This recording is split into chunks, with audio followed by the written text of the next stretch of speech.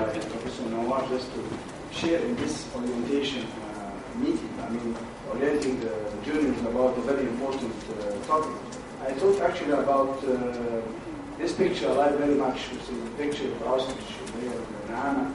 And we shouldn't do like the ostrich by hiding our head in the sand.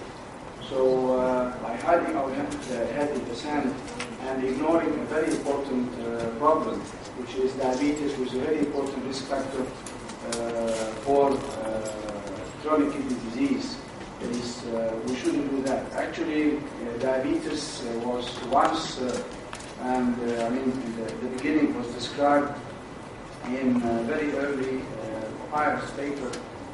This papyrus paper is called the Ebers paper. It was they found it in 1874 by George Ebers, and actually he took it, and now it is present, unfortunately, in the Museum of Leipzig in Germany.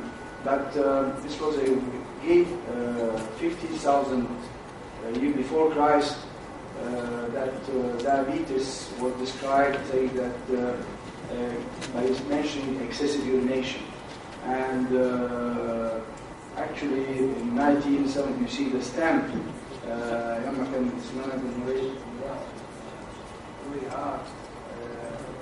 This was the stamp.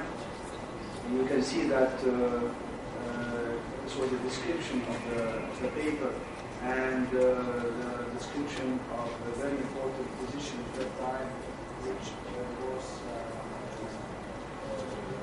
described in this stamp. It's showing the importance of diabetes in Egypt. But actually diabetes is a worldwide problem. And you can see that here all over the world that the number of diabetics are increasing. This is in 2010. And you can see that 800 millions and expected to be almost double in 20 years. And the same occurs in our area. And we call our area the MENA area, because we confronted the MENA area means Middle East, North Africa. And this is North Africa and Middle East. And actually the number of diabetics is very much increasing. And you can see here that in this region, you can see the number is almost doubling from 16 in our area to 51 million in 2030. And actually this increase is not simply due to the increased population, because the population will increase only about 220 million. But the doubling is mostly due to the increase in the prevalence in our area. And you can see this is a prevalence all over. And what this is in light blue means very low incidence, dark blue is very high incidence. And this is the situation in our area now. And 20 years later, we find this situation. So the problem of diabetes is really alarming in our country and in our area as well. And you can see this estimate of the prevalence of diabetes in Egypt, although Dr. Sofi gave a higher figure, but this is a rather national figure, which is 10.4% in 2010, and expected to increase in the coming years. Or no, very rapid increase in diabetes. And the problem that the patients are not aware that they are not diabetic, and they are not aware that diabetes may injure other tissues, as Professor Mehdi will give us an insight about this important topic. And now in the situation all over the world, we are not at the top of the 10 all over the world. These are the number of diabetics all over the world. But in 2003, we will be the 10th.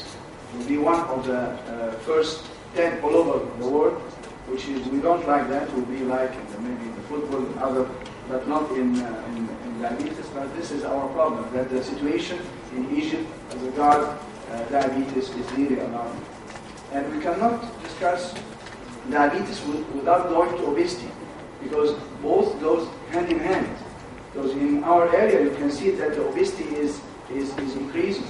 In the Middle East, almost in the next 30 years, it will be doubling of the rate of obesity and overweight. And this is Egypt in 1998. Found that even in 1998, the instances, the BMI more than 30 means obesity. You can see that about 30%, and overweight is more. This is 1998. The situation now is much worse. The problem with diabetes is that diabetes associated with other problems, with other chronic complications.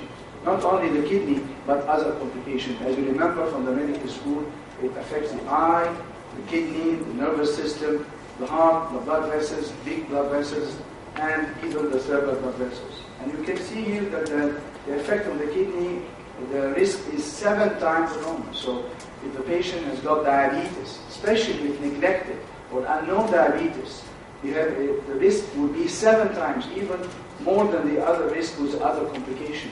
And this links very much the problem of diabetes and obesity to the problem of the kidney.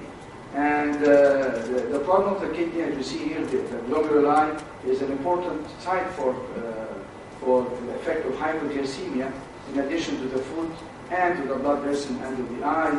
And you remember from medical school that the main problem is the leakage of protein through the glomerulus, and this will lead what we know as glomerulosclerosis, which is a very important step for diabetic kidney disease.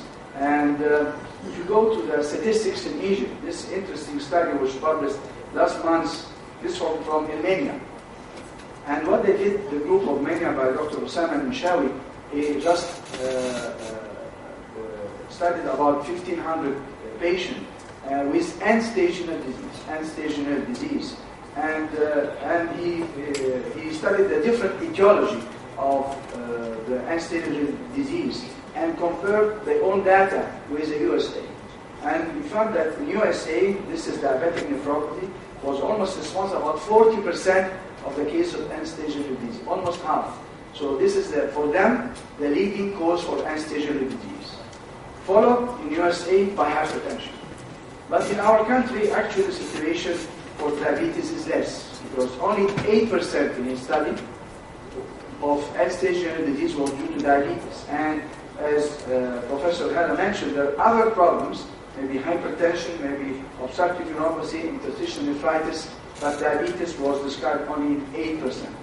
And similar data was published by Afifi, and he got from the renal data, Egyptian renal data registry, and they compared 1996 with 2001.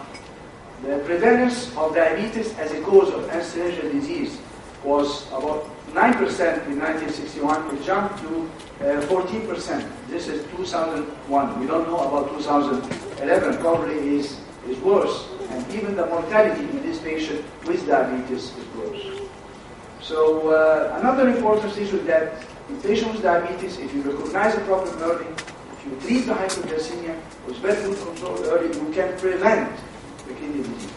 And this is an important lesson, because what you are doing will be very beneficial. You are going to detect early diabetes and among other risk factors. So you are doing good for the patient. So in this study, we call it the BCCT study, this was done on type 1 diabetes. And as you can see, they divided into 2 groups. Those using the conventional insulin therapy, because you remember, type 1 is only insulin. And there was an intensive group giving 4 times insulin per day. And you can see this is the incidence of microalbuminuria was much, much better in the patient of the intensive group. So if you control your blood sugar early and tighter, you can prevent nephropathy. So dear colleagues, Professor Nawar, Professor Haaland, Professor Muhammad, Professor Ahmed, I think what you are doing is a great job, because you are trying to prevent something bad. Prevention is better than cure. And this gives some hope to prevent chronic kidney disease in our beloved country.